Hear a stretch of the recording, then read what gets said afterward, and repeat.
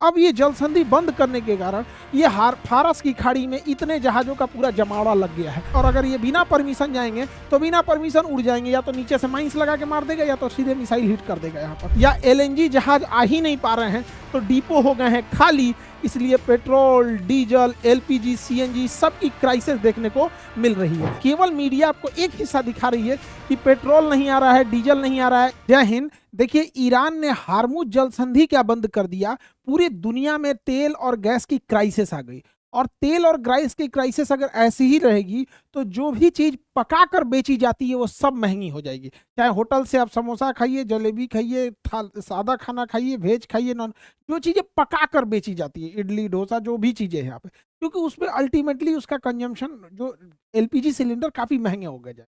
लेकिन भारत के लिए है अच्छा रास्ता कि क्योंकि वो भारत के लिए सप्लाई चालू किया है। अब एक एक करके समझते हैं कि ईरान ऐसा क्यों कर रहा है और लॉन्ग टर्म में क्या होगा, और क्या सच में नेतन्याहू की मृत्यु हो चुकी है और नेतन्याहू क्या एआई वीडियो से सामने आ रहे हैं, इसको एक एक करके समझते हैं। देखिए, इस जल संधि, इस समुद्र का नाम है फारस की खाड़ी, क्योंकि ईरान का पुराना नाम था फारस, तो फारस के नीचे की खाड़ी फारस की खाड़ी, जिस तरह ये कच्छ के नीचे की खाड़ी कच्छ की खाड़ी, बंगाल के नीचे की खाड़ी बंगाल की खाड़ी। तो फारस की खाड़ी में पूरी दुनिया का 25 से 30% तेल जाता था, लेकिन अलग अलग देश अपने लिए ज्यादा, जैसे चाइना अपने जरूरत का 90% यहीं से लेता था, दुनिया कहीं कहीं से लेती रहती है, तो हर देश का अलग अलग रेशियो था, कोई ज्यादा कोई कम लेता था। यहाँ से हम लोग भी इसी देश से लेते थे, कुवैत से ले लेंगे लोग, इराक से लेंगे, सऊदी अरब से लेंगे। यहाँ पर इसने क्या किया, इस हार्मुज जल संधि पे माइंस लगा दिया।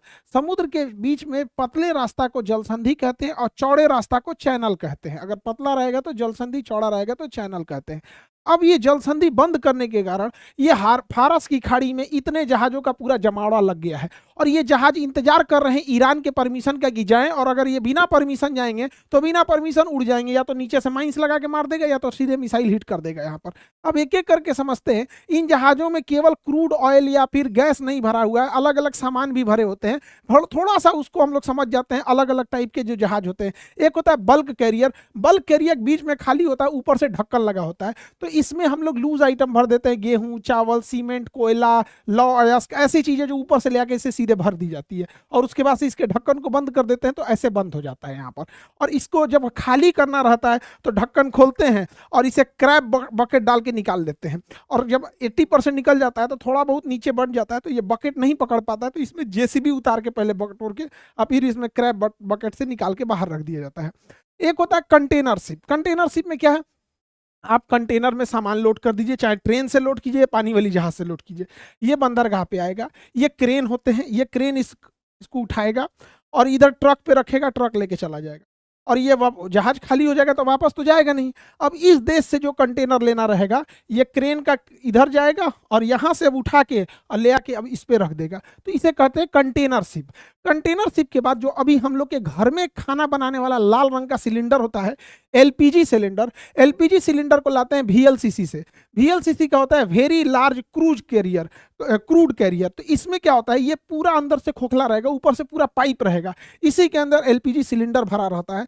तो इसकी क्राइसिस है, ससुरा ई फंस गया है, तो हमारे यहाँ गैस सिलेंडर क्या हो गए, लाइन लग गए हैं। अब जिस पे गाड़ियां चलती हैं सीएनजी, तो सीएनजी को ले आने वाले कैरियर को कहते हैं एलएनजी, एलएनजी कैरियर कहते हैं, LNG, liquid nitrogen gas, LNG. अब इसको क्या कहते हैं, गैस को एकदम पानी बना के रखते हैं, और इसमें जो जहाज होते हैं ये गोल गोल ये ड्रम होते हैं, ये आइसोलेटेड होते हैं, टेम्परेचर को -60 डिग्री तक, -70 डिग्री जैसा रिक्वायर है उसके अंदर इसमें गैस को भरा जाता है, और फिर इसको एक स्ट्रक्चर दे दिया जाता है और इसको ले आके यहाँ रख दिया जाता है। ये आइसोलेटेड होते हैं इसमें, और इसको ना जो एलएनजी कैरियर होते हैं गैस वाला, ये विस्फोटक होते हैं, तो इसको समुद्र के किनारे नहीं लाते बल्कि थोड़ा अंदर ही लगाते हैं, एक ब्रिज के रास्ते से इसको बांध देते हैं। इन रस्सियों को मोरिंग कहते हैं, रस्सियों को हम मोरिंग कहते हैं। इसे बांध दिया जाता है रस्सियों से ताकि छलक के बाहर ना जाए, और इसे खाली करने के लिए पाइपलाइन से, देखिए ये सब पाइपलाइन है, पहुंचा दिया जाता है। तो एलएनजी हो गया। अब एलएनजी का मतलब समझिए क्या होता है।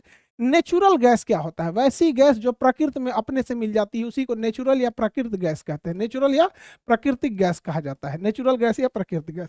ये कहाँ होगा, गाय भैंस जो जुगाली करते हैं उसमें होता है, दलदल सड़ जाता है उसमें होता है, धान के खेत में जो कीचड़ होते हैं उसमें पाया जाता है, सबसे ज्यादा नालियों में पाया जाता है नेचुरल गैस। बट इसको पकड़ना बड़ा मुश्किल होता है, हालांकि बहुत दुर्दशा हो जाती है, बहुत सारे मजदूर अभी भी गटर में उतरते हैं। तो इसमें सड़ने गलने से जो गैस आती है उसी को कहते हैं नेचुरल गैस। अब नेचुरल गैस को हम लोग एनजी शॉर्टकट में कहेंगे, नेचुरल गैस शॉर्टकट में हम इसे कहेंगे natural gas. In natural gas को हम पहले बलून में ट्रैप करके उसको चाप के सिलेंडर में भर देते हैं। तो इस गैस को, नेचुरल गैस एनजी को, जब हम चाप देते हैं तो कहते हैं चपाइल नेचुरल गैस। चाप के जब ट्रक वरक में इसमें सिलेंडर में भर देंगे तो सी से होगा चपाइल नेचुरल गैस, सीएनजी, चपाइल नेचुरल गैस। इसी को हिंदी में कहते हैं compress natural gas, compress natural gas, और अंग्रेजी में कहेंगे चपाइल नेचुरल गैस। तो अगर चाप के पाइप में भर दिए तो चपाइल नेचुरल गैस, एनजी में नेचुरल गैस। लेकिन बड़े बड़े शहरों में जैसे मुंबई हो गया, दिल्ली हो गया, नोएडा हो गया, 20-20 फ्लोर की बिल्डिंग है, कहाँ ले सिलेंडर ले लेके घूमेंगे बार बार। तो क्या किया जाता है ना, उसमें ना इसी गैसवा को पाइप से भेज दिया जाता है, पाइप से, और यहाँ एक मीटर लगा दिया जाता है। अब कितना यूज किए हैं दिख जाता है, यहाँ से बंद कर दीजिए तो सिलेंडर रखने की जरूरत नहीं है। तो जब इस नेचुरल गैस को पाइप से भेजते हैं, इस नेचुरल गैस को पाइप से भेजते हैं तो उसे कहते हैं पीएनजी, पीएनजी बोलते हैं। घरों में आया तो पीएनजी, गाड़ी में गया तो सीएनजी। लेकिन एक देश से दूसरे देश में जब भेजते हैं तो ना पाइप जाएगा ना ही छोटका सिलेंडर जाएगा, तो बड़का जहाज से जाएगा। तो उसको ठंडा करके लिक्विड बना देते हैं, तो लिक्विड नेचुरल गैस एलएनजी। तो ट्रांसपोर्टेशन के लिए एलएनजी, घर के लिए पीएनजी, गाड़ियों के लिए सीएनजी, और नहीं तो सब में क्या है, सब तो है नेचुरल गैस। नेचुरल गैस को ही कहते हैं, गोबर गैस कहिए या कचड़े से निकलने वाले गैस को, इसी को कहते हैं नेचुरल गैस। कि हार्मुज जल संधि बंद हो गया है तो वीएलसीसी या एलएनजी जहाज आ ही नहीं पा रहे हैं, तो डिपो हो गए हैं खाली। इसलिए पेट्रोल, डीजल, एलपीजी, सीएनजी सबकी क्राइसिस देखने को मिल रही है। और हार्मुज जल संधि के बंद होने से आप केवल मीडिया आपको एक हिस्सा दिखा रही है कि पेट्रोल नहीं आ रहा है, डीजल नहीं आ रहा है, एलपीजी सिलेंडर नहीं आ रहा है, ये नहीं आ रहा है। अरे भैया, महाराष्ट्र, गुजरात और साउथ इंडिया से बहुत सारे सब्जियां और फल मिडिल ईस्ट को जाती थी, और ये सब पेरिसेबल आइटम्स होती हैं। उन्हें पेरिसेबल कहते हैं जो बहुत जल्दी खराब हो जाती है, जिनमें पानी की मात्रा ज्यादा होती है। अब भैया इन 10-15 दिन से ज्यादा ये नहीं चलते हैं। अब इन्हें जब लेके जाना था, वहां लड़ाई हो रही है। क्या किसी ने उन किसानों को पूछा जो आज रो रहे हैं? किसी का मिर्चा सड़ गया, किसी के फल सड़ गए, किसी का अंगूर सड़ गया, किसी की सब्जियां, फल सब सड़ गए वहां पर। कोई पूछने वाला नहीं है। किसान को कौन पूछता है इस देश में? मीडिया को तो पता नहीं होगा कि हमारे यहाँ से भी उधर पेरिसेबल आइटम जाते हैं। बैलन को तो पेरिसेबल का मायने पता नहीं।